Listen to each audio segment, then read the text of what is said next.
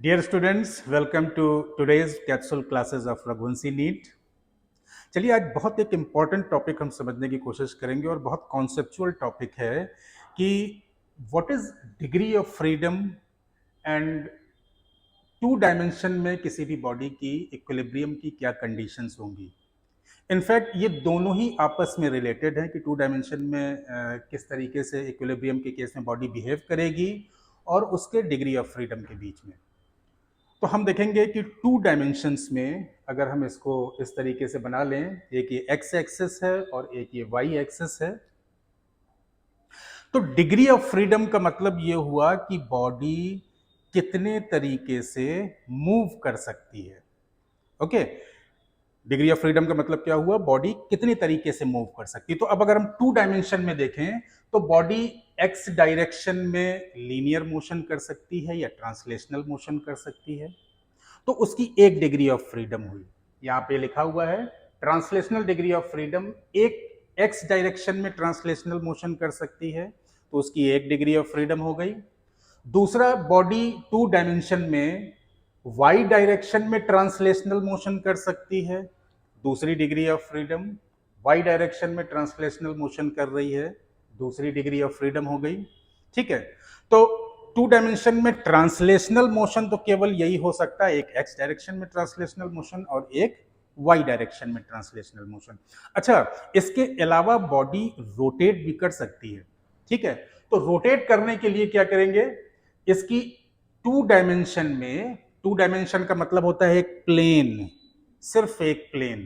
ठीक है, तो टू डायमेंशन में केवल बॉडी के पास एक रोटेशनल डिग्री ऑफ फ्रीडम होगी।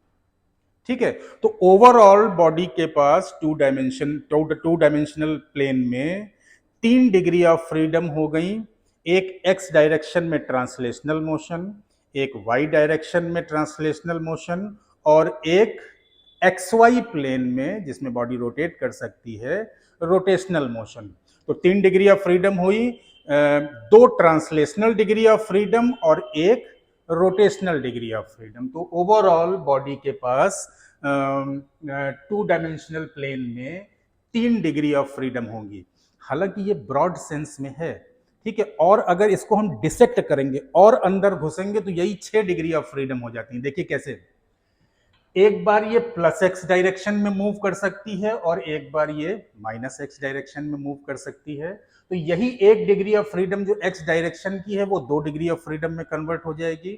सिमिलरली एक बार ये वाई डायरेक्शन में प्लस वाई डायरेक्शन में मूव कर सकती है और एक बार ये नीचे माइनस वाई डायरेक्शन में, तो ये भी 2 डिग्री ऑफ फ्रीडम में कन्वर्ट हो जाएगी। तो यार देखिए, 2 और 2 4, अगर हम अंदर जाके देखेंगे 2 और 2 4 डिग्री ऑफ फ्रीडम। और एक बार ये एंटी क्लॉकवाइज रोटेट कर सकती है और एक बार ये क्लॉकवाइज रोटेट कर सकती है। तो उस तरीके से रोटेशनल डिग्री ऑफ फ्रीडम भी 2 हो जाएंगी। सो ओवरऑल अगर हम देखेंगे, इन डिसेक्ट करके देखेंगे, अंदर माइक्रोस्कोपिक व्यू में अगर देखेंगे तो 6 डिग्री ऑफ फ्रीडम हो गए, 4 ट्रांसलेशनल और 2 रोटेशनल। लेकिन ब्रॉड सेंस में केवल 2 ट्रांसलेशनल, मतलब एक एक्स वाई और एक रोटेशनल डिग्री ऑफ मोशन होता है। ओके, अब आते हैं इक्विलिब्रियम पे। तो इक्विलिब्रियम तो हमको न्यूटन्स फर्स्ट लॉ से मालूम है कि अगर बॉडी पर कोई भी फोर्स नहीं लग रहा है, कोई भी नेट फोर्स नहीं लग रहा है, तो बॉडी इक्विलिब्रियम पे होगा। ये न्यूटन्स फर्स्ट लॉ में बता दिया गया है कि अगर बॉडी रेस्ट पे तो रेस्ट पे ही रखी रहेगी, अगर यूनिफॉर्म मोशन में है तो यूनिफॉर्म मोशन पे ही रहेगी। ठीक है, तो अब अगर मान लिया कि ये एक 2 डायमेंशनल बॉडी है, इस पे बहुत सारे फोर्सेस लग रहे हैं, ठीक है, तो अगर इस बॉडी को हमें इक्विलिब्रियम पे लाना है तो सबसे पहला काम करना पड़ेगा कि उसको एक्स डायरेक्शन में चलने से रोक देना पड़ेगा। ठीक है, एक्स डायरेक्शन में उस बॉडी को चलने से रोक देंगे तो बॉडी एक्स डायरेक्शन में कैसे चलेगी, बॉडी एक्स डायरेक्शन में जितने भी फोर्सेस उस पे एक्स डायरेक्शन में लग रहे होंगे उसके कारण चलेगी। मतलब ये बॉडी जो है समेशन एफ एक्स, मतलब algebraic sum of x components of this forces के कारण ये बॉडी एक्स डायरेक्शन में मूव कर सकती है।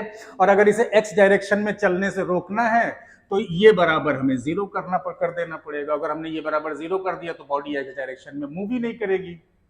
ओके, उसी तरीके से दूसरी degree of freedom, Y direction में भी इसको चलने से रोकना पड़ेगा।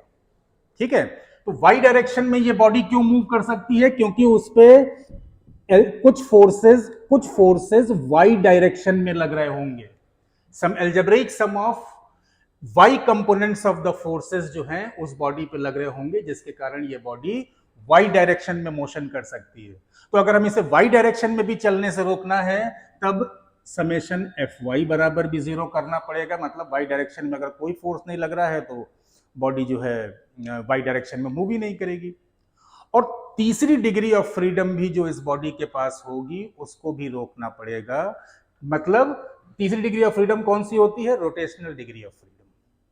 तो रोटेशनल डिग्री ऑफ फ्रीडम हमको मालूम है कि फोर्स के दो इफेक्ट होते हैं। एक ट्रांसलेशनल इफेक्ट प्रोड्यूस करता है बॉडी पर फोर्स, जिससे कि बॉडी ट्रांसलेटरी मोशन करती है, और दूसरा रोटेशनल इफेक्ट बॉडी पे प्रोड्यूस करता है फोर्स, जिसके कारण कि कोई बॉडी रोटेट करती है। ठीक है, और जो रोटेशनल इफेक्ट फोर्स का होता है वो होता है मोमेंट ऑफ फोर्स के कारण। ये हमको पहले से मालूम है। ठीक है, तो अगर इस बॉडी को इस प्लेन में अगर रोटेट करने से भी रोकना है। अच्छा, ये बॉडी रोटेट क्यों करेगी? क्योंकि ये जो इतने सारे फोर्सेस लग रहे हैं उनके कारण कुछ ना कुछ नेट मोमेंट ऑफ फोर्स लग रहा होगा। मतलब समेशन ऑफ एम लग रहा होगा, जिसके कारण कि ये बॉडी रोटेट कर रही होगी। ओके, समेशन ऑफ एम लग रहा होगा जिसके कारण ये बॉडी रोटेट कर रही होगी। और अगर ये क्या हुआ? Algebraic sum of moment of all the forces acting on the body about any point होगा, इसलिए यहां पे किसी पॉइंट का नाम नहीं लिखा गया है। ठीक है, तो अगर इस बॉडी को प्लेन में रोटेट करने से भी रोकना है तो समेशन एम बराबर हमें जीरो कर देना पड़ेगा। कर दिया। और जब ये तीनों चीज कर दी, मतलब एक्स डायरेक्शन में लीनियर मोशन भी नहीं करने देंगे, वाई डायरेक्शन में भी ट्रांसलेशनल मोशन नहीं करने देंगे, और उस बॉडी को प्लेन में रोटेट भी नहीं करने देंगे, तो वो बॉडी हिलेगी ही नहीं। ये बॉडी जैसी है वैसी ही बनी रहेगी। इसका मतलब ये बॉडी इक्विलिब्रियम पे आ गई न्यूटन्स फर्स्ट लॉ के हिसाब से। ठीक है, तो किसी भी बॉडी के लिए, टू डायमेंशनल बॉडी के लिए, किसी टू डायमेंशनल बॉडी पे अगर बहुत सारे फोर्सेस लग रहे हैं तो उसके लिए ये तीन बेसिक इक्विलिब्रियम इक्वेशंस का सेट होता है। इन तीनों को हमें फॉलो करना पड़ेगा। अच्छा, अब इस वाली इक्वेशन को हम देखेंगे। ये जो हमने लिखा है समेशन एम बराबर जीरो, ये इनफैक्ट एक वेरिग्नॉन्स लॉ है, उसको भी फॉलो करता है। ठीक है, वेरिग्नॉन्स लॉ ये कहता है कि algebraic sum of moment of all the forces about any point. अब ये पॉइंट कोई भी हो सकता है, ये भी हो सकता है बॉडी के अंदर भी, और या वो पॉइंट बॉडी के बाहर भी हो सकता है। तो वेरिग्नॉन्स थ्योरम क्या कहता है? Algebraic sum of moment of all the forces about any point will be equal to the moment of their resultant about the same point। ठीक है, और जब रिजल्टेंट ही इन सारे फोर्सेस का जीरो है, क्यों जीरो है? क्योंकि उनका एक्स कंपोनेंट का सम भी जीरो है, उनका वाई कंपोनेंट का सम भी जीरो है, तो इन सारे फोर्सेस का रिजल्टेंट टू डायमेंशन में जीरो हो जाएगा। तो जब रिजल्टेंट ही जीरो होगा तो algebraic sum of moment of all the forces about any point अपने आप जीरो होगा।